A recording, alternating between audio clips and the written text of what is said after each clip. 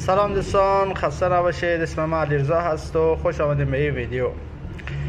دوستان عزیز، قرار است که کانال سینا پارانورمال راه اندازی شده و کسانی که جهان وحشت دوست دارن و علاقمند جهان وحشت هستن ویدیوها رو آپلود میکنم، ویدیوهای جدید و ویدیوهایی که وایرال شده هست در دنیا کلا اتفاق میفته و توسط دوربین ها ثبت میشه و یا جستجوگره هایی که میرن جستجو میکنن و ما اونا رو برای شما انشالله آپلود میکنم و در کانال قرار میدم تا شما ببینید. دوستان خواهشمندم از شما که کانال انشالله لایک کنین، سابسکرایب کنین، زنگوله بغلش هم حتما بزنین تا ای که انشالله خانواده ما بزرگ و بزرگتر بشه و منتظر جستجوهای خود ما هم باشین.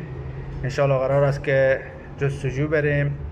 ما تعداد ما 3 نفر هست و انشالله قرار است که جاهای خاصی برای شما به جستجو بریم. نگفته نماند که ما در هرات قرار داریم، هرات باستان، و این کانال راه اندازی کردیم. کسانی که دوست دارن، کسانی که علاقه دارن به جهان وحشت، علاقه دارن به دنیای ماورا طبیعه، ما دوست داریم برای از اونا مستند درست کنیم و مصاحبه های برای شما درست کنیم که کسانی که درگیر این مسئله هستن برای شما جذاب باشه.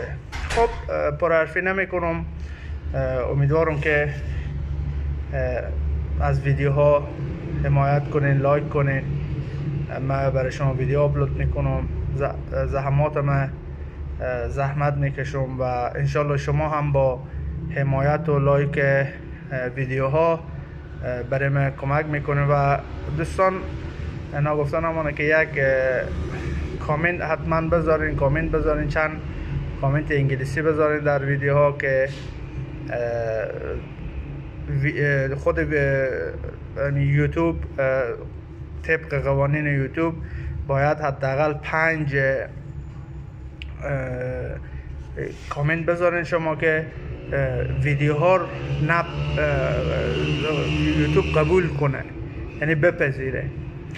خب پرحرفی نمی کنم، خواستم که یک معرفی داشته باشم. انشالله از این بعد در خدمت شما هستم. هر هفته یا یک جستجو یا 2 جستجو دستگاه هایم قرار است که در راه است. انشالله قرار بیاید دستگاه هایی که ارتباط گیری است اونا هم به دستم میرسه و جستجوهای خاص و جذابی برای شما دوستان ارائه میکنم. امیدوارم که خوب و خوش و تندرست باشین تا یک جستجوی خاص و پرهیجان شما رو خدای کریم میسپارم. الله یارشان.